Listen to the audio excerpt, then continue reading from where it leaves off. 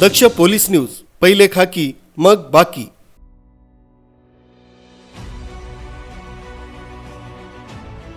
इगतपुरी तालुक्यातील वैतरणा इथं बिबट्याचा वावर वाढल्यानं नागोसली येथील माजी सरपंच बाळू शिंदे यांनी वनविभागाला पिंजरा लावण्याची मागणी केली। वनविभागाने तात्काळ दखल घेऊन पिंजरा लावलाय। सदर मोहिमेत वनपरिक्षेत्र अधिकारी इगतपुरी प्राध्यापक कांचन भुसाळ यांच्या मार्गदर्शनाखाली वनपाल कोरबगाव दिवाने भाऊसाहेब, मनीषा सोनवणे, वनरक्षक ओंडली, अधिकारी वनमजूर व ग्रामस्थ नागोसली यांच्या उपस्थितीत मौजे नागोसली इथं बिबट्याचा वावर असल्यानं पिंजरा लावण्यात आलाय। अधिक माहिती सरपंच बाळासाहेब शिंदे यांनी दिली।